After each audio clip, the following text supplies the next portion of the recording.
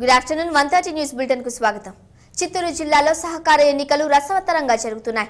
CM Kiran, TDP అధ్యక్షుడు Chandrababu, CM ప్రత్యర్థి పెద్దిరెడ్డి జిల్లాకు ప్రాతినిధ్యం వహిస్తుండటంతో ఈ ఎన్నికలు ప్రతిష్టాత్మకంగా మారాయి. 3 పార్టీలు తమ అభ్యర్థుల్ని గెలిపించుకునేందుకు గట్టి ప్రయత్నం చేశాయి. పీలేరు నియోజకవర్గంలోని కలికిరి, పీలేరు కేవీపల్లిలో ఎన్నికలు ఏకగ్రీవమయ్యాయి. మిగిలిన 22 సొసైటీల పరిధిలో పోలింగ్ నిర్వహిస్తున్నారు. జిల్లా కలెక్టర్ ఎన్నికల నిర్వహణకు 1000 మంది సిబ్బందిని నియమించారు.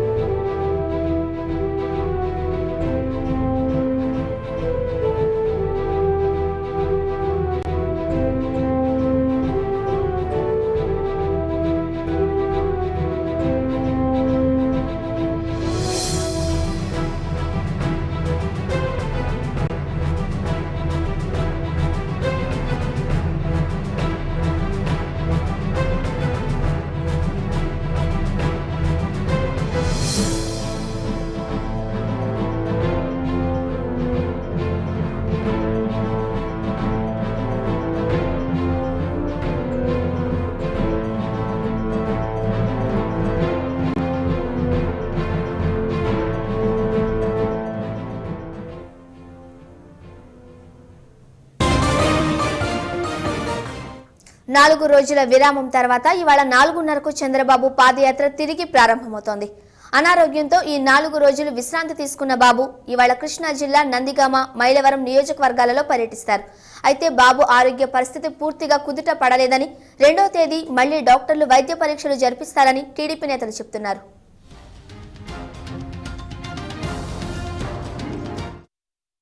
తెలుగుదేశం పార్టీ అధినేత చంద్రబాబు నాయుడు వస్తున్న మీకోసం పాదయాత్ర తిరిగి ఇవాళ ప్రారంభం కానుంది. అనంతపురం జిల్లా ధర్మవరం నుంచి పాదయాత్రను మొదలుపెట్టిన చంద్రబాబు 117 రోజుల పాటు రాయలసీమ, తెలంగాణ జిల్లాల్లో పర్యటించారు. యాత్ర కృష్ణా జిల్లాలోకి ఎంటర్ అవగానే బాబు ఆరోగ్యం విషమించింది. కాలు చిటికిన వేలి నొప్పితో పాటు షుగర్ లెవెల్స్ పడిపోయాయి. డాక్టర్ల సూచన మేరకు కృష్ణా జిల్లా పరిటాల దగ్గర చంద్రబాబు పాదయాత్రను నిలిపివేశారు. దుమ్ము, ధూళి ద్వారా బాబు ఆరోగ్యం బాగా క్షీణిస్తుందని చెబుతున్న తెలుగుదేశం పార్టీ వర్గాలు ఈ సాయంత్రం 4:30కు మళ్లీ చంద్రబాబు పాదయాత్రను మొదలు పెడతారని ప్రకటించారు.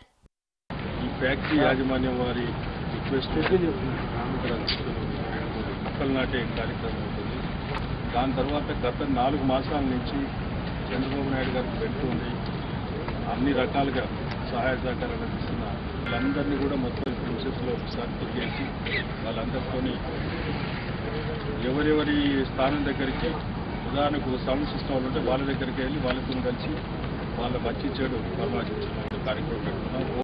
ఇవాళ చంద్రబాబు నందిగామ, మైలవరం నియోజకవర్గాల్లో పర్యటిస్తారు. కంచకచర్ల మండలంలోని పరిటాల తర్వాత బాబు యాత్ర ఇబ్రహీంపట్నం మండలం దొనకొండ, సత్యనారాయణపురం, కేతనకొండ, మూలపాడుకు చేరుకుంటుంది. తొలి రోజు 7 కిలోమీటర్లు పర్యటిస్తారు చంద్రబాబు నాయుడు. అయితే ఫిబ్రవరి 1వ తేదీ పర్యటనను కూడా ఖరారు చేశారు టీడీపీ నేతలు. అంటే శుక్రవారం చంద్రబాబు 9 కిలోమీటర్లు నడుస్తారు. సరిగ్గా 4:30కి ఇక్కడ నుంచి 7 కిలోమీటర్ల దూరంలో ఉన్న మూలపాడు వరకు రేపు నడుస్తారు. మూలపాడులో రేపు రాత్రి మళ్ళీ బస్సు చేయడం జరుగుతుంది. అదే మాదిరిగా ఎల్లుండి కూడా, అంటే 1వ తారీఖు నాడు కూడా ఆరోగ్య రీత్యా డాక్టర్లు ఇచ్చిన సలహా మేరకు 9.7 కిలోమీటర్లు మాత్రమే పాదయాత్ర పెడుతున్నాం. చంద్రబాబు ఆరోగ్యం పూర్తి స్థాయిలో కోలుకోవాలంటే కనీసం 7 రోజుల విశ్రాంతి అవసరమని డాక్టర్ల సలహా. అయితే 4 రోజులే విశ్రాంతి తీసుకున్న చంద్రబాబు మళ్లీ యాత్రను మొదలు పెట్టడంతో కొన్ని జాగ్రత్తలైనా తీసుకోవాలని డాక్టర్లు సూచించారు. దీంతో ఫిబ్రవరి 2వ తేదీ నుంచి చంద్రబాబు నాయుడు ప్రతిరోజు ఎన్ని కిలోమీటర్లు నడవాలన్నది డాక్టర్లు చెబుతారని ప్రకటించాయి టీడీపీ వర్గాలు. ఇక డాక్టర్ల సలహా మేరకే చంద్రబాబు పాదయాత్ర కొనసాగుతుందని అంటున్నారు. వారి ఆరోగ్య పరిస్థితిని బట్టి ఇంకెక్కువ నడవగలుగుతారా లేదా అని చూసి నడకను బట్టి, వారి శారీరక పరిస్థితిని బట్టి 2వ తారీఖు నాడు మాత్రం ఎన్ని కిలోమీటర్లు నడవాలి అనేది నిర్ణయం చేశారు. షుగర్ లెవెల్స్ ఒకటి, నడుము కాలు నొప్పి ఒకటి, తర్వాత డస్ట్, ఈ మూడింటితోనే వారు ఎక్కువగా ఇబ్బంది పడుతూ ఉన్నారు. చంద్రబాబు నాయుడుకి అనారోగ్యం తలెత్తడంతో తొలుత టీడీపీ వర్గాలు డీలా పడ్డా మళ్లీ కోలుకొని బాబు ముందుకు కదలడంతో పార్టీలో కొత్త ఉత్సాహం మొదలైంది. యాత్ర మొదలయ్యే ముందు గురువారం బాబు టీడీపీ నేతలు శ్రేణులు యాత్రలో నిరంతరం పాల్గొంటున్న కార్యకర్తలతో ముచ్చటిస్తారు.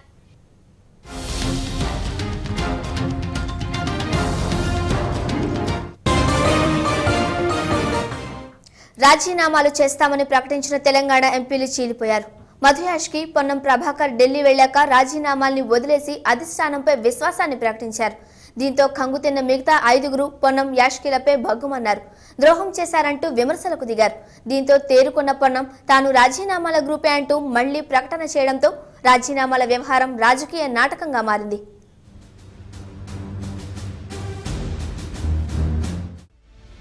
తెలంగాణ కాంగ్రెస్ ఎంపీలు ఇప్పుడు అయోమయంలో పడ్డారు. రాజీనామాల నిర్ణయం తెలంగాణ ఎంపీల మధ్య చీలిక తీసుకొచ్చింది. రాజీనామాలపై కొందరు పునరాలోచనలు పడ్డంతో ఎంపీల మధ్య విభేదాలు తలెత్తాయి.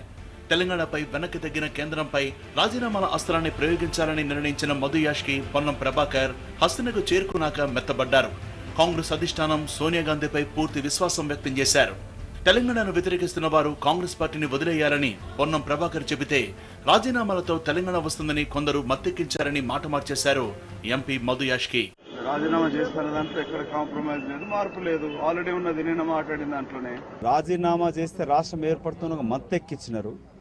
రాజీనామాని బ్రహ్మస్త్రంగా ఉపయోగించుకోవాల్సింది పోయి గతంలో రాజీనామా సమ్మెలు, ధర్నాలు, సకల సమ్మెలు ఇవన్నీ అయ్యాక రాజీనామాలు అనేది అల్టిమేట్గా పనిచేస్తాయి. గతంలో రాజీనామాలు చేసినప్పుడు టీఆర్ఎస్ సభ్యులు లేకపోతే సాఫీగా అసెంబ్లీ జరిగిపోతా ఉండే. అట్లాగే పార్లమెంట్లో ఇద్దరు టీఆర్ఎస్ సభ్యులు చేస్తే అసలు పార్లమెంట్ స్తంభింపలేకపోయినాడు. అందరూ ఒకటే లైన్, అందరూ తెలంగాణ కావాలి, అందరూ కలిసే తెలంగాణ కోసం ముందుకు. తెలంగాణను వ్యతిరేకించదలుచుకున్నటువంటి వాళ్ళు కాంగ్రెస్ పార్టీ వదిలిపెట్టిపోండి. మీకు కాంగ్రెస్ పార్టీ నిర్ణయం ఒప్పుకునే ఉద్దేశం లేకపోతే గతంలో మీరు రాజీనామాలు చేసేది బెదిరించినారో మళ్ళీ మీకు అటువంటి ఆలోచన ఉంటే ఈరోజు చాకో గారి స్టేట్మెంట్ కానీ మొన్నటి ఆల్ పార్టీ మీటింగ్ లో హోమ్ మినిస్టర్ గారు కాంగ్రెస్ స్టాండ్ ఫర్ 2 స్టేట్స్ అన్న తర్వాత ఇష్టం లేని వాళ్ళు వెళ్ళిపోతారు. రాజీనామా లేఖలతో హైదరాబాద్ ఎయిర్పోర్ట్ లో ఫ్లైట్ ఎక్కేటప్పుడు చెప్పిన మాటలను పొన్నం యాష్కి ఢిల్లీకి వెళ్లగానే మార్చేయడంతో మిగతా 5గురు ఎంపీలు కంగు తిన్నారు. రాజీనామాలపై వెనక్కి తగ్గిన వారిది వ్యక్తిగత అభిప్రాయమని ఎంపీలు రాజయ్య, మందా జగన్నాథం, వివేక్తో పాటు కోమటిరెడ్డి వెంకటరెడ్డి, గుత్తా సుఖేందర్ రెడ్డి స్పష్టం చేశారు. కోమటిరెడ్డి రాజగోపాల్ రెడ్డి మరో అడుగు ముందుకేసి పొన్నం మధుయాష్కిలపై భగ్గుమన్నారు. నమ్మి రాజీనామా లేఖలు చేతికిచ్చి ఢిల్లీకి పంపితే ద్రోహం చేశారని ఆరోపించారు. పొన్నం మధుయాష్కిలను వదిలేస్తే మిగతా 5గురు మాత్రం రాజీనామాలకే కట్టుబడి ఉన్నామంటూ ఎంపీ రాజయ్య స్పష్టం చేశారు. ఇటు ఎంపీ వివేక్ కూడా ఎస్ఎంఎస్ల ద్వారా అదే విషయాన్ని మీడియాకు తెలిపారు. మేము రాజీనామాలకు కట్టుబడి ఉన్నాం, వెనుకకు పోయేలేదు, మాట తప్పేది లేదు, మెడమ తిప్పేది లేదు. తెలంగాణ రాష్ట్ర సాధన వరకు మెడడ్డం పెట్టానా రాష్ట్రం సాధిస్తాం. కాబట్టి ఎవరైనా వ్యక్తిగతంగా డిఫర్ అయితే అది వ్యక్తిగత సమస్యగా భావించాలి. ఎవరైనా వ్యక్తిగతంగా విభేదిస్తే వాటిని వ్యక్తిగతంగా భావించాలి తప్ప అది సమిష్టి నిర్ణయం కాబోదు అని తెలియజేస్తా ఉన్నాను. రాజీనామాలపై రాజయ్య గ్రూప్ అభిప్రాయం బయటకొచ్చాక ఎంపీ పొన్నం ప్రభాకర్ తేరుకున్నారు. రాజీనామాలు చేస్తున్న వారి వెంటే ఉన్నానంటూ తోటి ఎంపీలకు సమాచారం ఇచ్చారు. తనకు అప్పగించిన రాజీనామా లేఖల్ని సోనియా గాంధీ కార్యాలయంలో అప్పజెప్పి వచ్చారని ప్రకటించారు. మరో ఎంపీ మధుయాష్కి మాత్రం ఆ తర్వాత పరిణామాలపై తిరిగి స్పందించలేదు.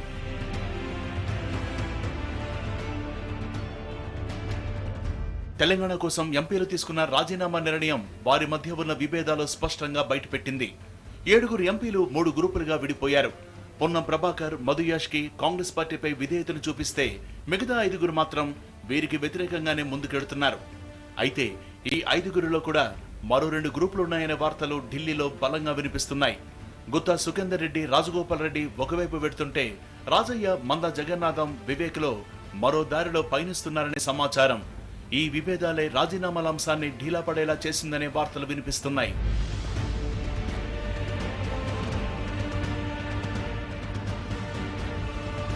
రాజీనామాలపై కాంగ్రెస్ ఎంపీల వైఖరి మారడంతో ఇటు తెలంగాణ వాదులు కూడా కంగుతిన్నారు. హైదరాబాద్ లో రాజీనామాలు చిత్తుకాగితాలన్న వారు వెనక్కి తగ్గడాన్ని చూసి కంగుతిన్నారు. అయితే కాంగ్రెస్ పార్టీ అధికార ప్రతినిధి చాకో చేసిన ప్రకటనను విన్నాకే పొన్నం మధుయాష్కి అభిప్రాయం మార్చుకున్నారని తెలుస్తోంది. అయితే తమ అభిప్రాయాన్ని ప్రజల్లోకి ఏ విధంగా తీసుకెడతారన్నదే ఇప్పుడు ఆసక్తికరంగా మారింది.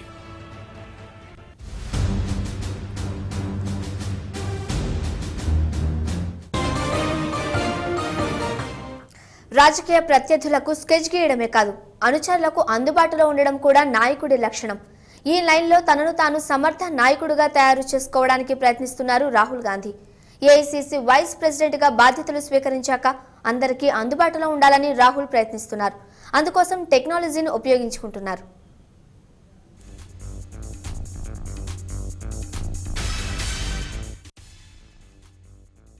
ఏఐసీసీ ఉపాధ్యక్షుడిగా బాధ్యతలు తీసుకున్నాక కార్యకర్తలకు, నేతలకు మరింతగా అందుబాటులో ఉండటానికి రాహుల్ గాంధీ ప్రాధాన్యత ఇస్తున్నారు. ఇప్పటిదాకా సోనియా గాంధీ నుంచి రాహుల్ వరకు కీలకమైన నేతలను కలవాలంటే చాలా కష్టంగా ఉండేది. ఎంపీలు, మంత్రులు, ముఖ్యమంత్రుల అపాయింట్మెంట్ రిక్వెస్ట్లు కూడా పెండింగ్ లో ఉండేవి. ముఖ్య నేతల దర్శనం కావాలంటే వారి సెక్రటరీల చుట్టూ తిరగాల్సిన పరిస్థితి నెలకొంది. దీన్ని మార్చడానికి రాహుల్ ప్రయత్నిస్తున్నారు. అందులో భాగంగానే తుగ్లక్ లైన్లోని తన అధికారిక నివాసంలో వాయిస్ రికార్డింగ్ సౌకర్యం ఉన్న ల్యాండ్ లైన్ ఫోన్ను ఏర్పాటు చేశారు.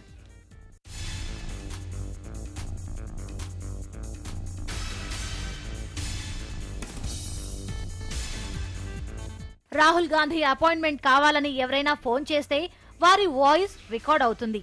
వారి అడ్రస్, వారికున్న అవసరం ఇవన్నీ ఫోన్ రికార్డ్ చేస్తుంది. ఆ తర్వాత వాటిని క్రాస్ చెక్ చేసుకుని నిజంగానే పనుందని అనుకుంటే అపాయింట్మెంట్ ఇస్తారు. ఒకవేళ అపాయింట్మెంట్ ఇవ్వడం కుదరకపోతే ఎందుకు ఇవ్వడం లేదో తెలియచేస్తారు. ఇప్పటికే రాహుల్ నివాసంలో ఈ విధానం అందుబాటులోకి వచ్చింది.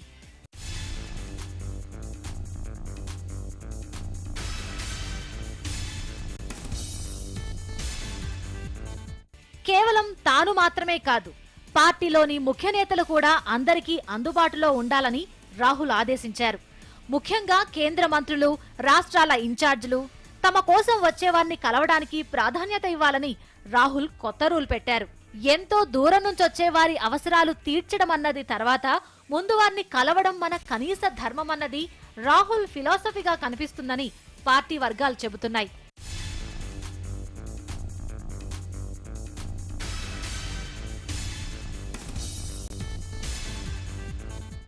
టెక్నాలజీని వీలైనంత ఎక్కువగా వాడుకుని పార్టీ నేతలు, కార్యకర్తల మధ్య గ్యాప్ ను తగ్గించడానికి రాహుల్ కృషి చేస్తున్నారు. అందులో భాగంగానే అన్ని రాష్ట్రాల పీసీసీలను, డీసీసీలను వీడియో కాన్ఫరెన్స్ తో అనుసంధానం చేయనున్నారు. ఢిల్లీ నుంచి గల్లీ దాకా పార్టీ నేతల మధ్య గ్యాప్ తగ్గించేందుకు ప్రయత్నిస్తున్నారు. క్యాడర్లో జోష్ నింపడానికి, నేతల్లో బాధ్యత పెంచడానికి రాహుల్ చూపిస్తున్న చొరవ చూసి కాంగ్రెస్ కండువాలు తెగ మురిసిపోతున్నాయి.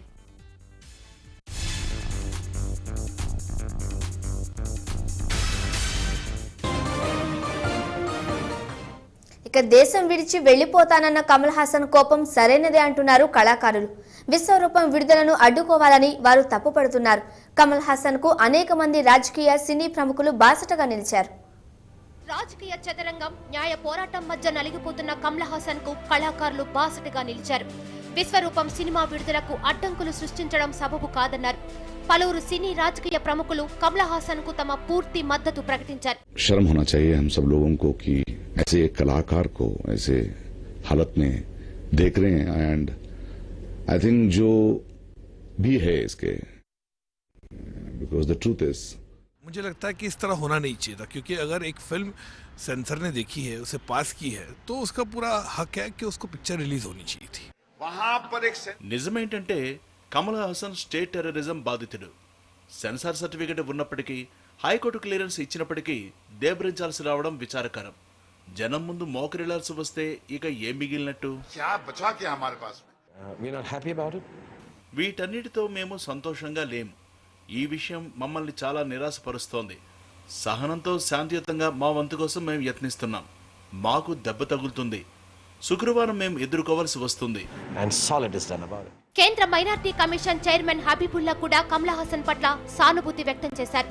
ఈ విధంగా జరగడం చాలా విచారకరమన్నారు. जैसे कमल हासन है, वो अपने किसी कला में इस प्रकार का रूप दे सकें जिसको हम फिरका परस्त या कम्युनल कह सकें. కాంగ్రెస్ నేత దిగ్విజయ్ సింగ్ సైతం కమల్ కు బాసటగా నిలిచారు. इस देश में सेंसर बोर्ड है और सेंसर बोर्ड ने जब अपना मत दे दिया है और उसमें सारी बातों पर विचार विमर्श करने के बाद ही निर्णय किया है. తమిళనాడు ప్రభుత్వం తీరును సెన్సార్ బోర్డు తప్పుపట్టింది. సెన్సార్ బోర్డు సర్టిఫై చేశాక విశ్వరూపంపై నిషేధం విధించడం సరికాదని సెన్సార్ బోర్డు చైర్మన్ ఆక్షేపించారు. కేంద్ర సమాచార ప్రసార శాఖ మంత్రి మనీష్ తివారీ కూడా ఇదే అభిప్రాయాన్ని వ్యక్తం చేశారు. అయితే వివాదం కోర్టులో ఉన్నందున న్యాయస్థానాల ఆదేశాల మేరకు నడుచుకుంటామని స్పష్టం చేశారు మనీష్ తివారీ. अब चेन्नई उच्च अदालत ने इस मामले को अपने संज्ञान में दोबारा से लिया है तो बेहतर ये रहेगा कि उनके फैसले का इंतजार करें. కేంద్ర హోంమంత్రి షిండే సైతం కమల్ హాసన్ పట్ల సానుభూతి తెలిపారు. కళాకారులకు భావ ప్రకటన స్వేచ్ఛ ఉందన్నారు. పూర్వపరాలు పరిశీలించి దీనిపై ఓ నిర్ణయానికి వస్తామని హామీ ఇచ్చారు షిండే. కళాకారులకు ఈ దేశంలో పూర్తి స్వేచ్ఛ స్వాతంత్రాలు ఉన్నాయి. రాజ్యాంగంలో కూడా ఆ విధంగా రాసి ఉంది. అన్ని అంశాలను పరిశీలిస్తాం. लिखा है और कहीं कुछ राज्यों में होता होगा तो मैं देख लूंगा, इंक्वायरी कर लूंगा इस पे. సినిమా రంగానికి చెందిన అనేక మంది అంతకు ముందు కూడా కమల్ కు తమ మద్దతు తెలిపారు. సినిమాపై నిషేధాన్ని south India super star Rajinikanth కూడా వ్యతిరేకించారు. చెలరేగితే జగమితడే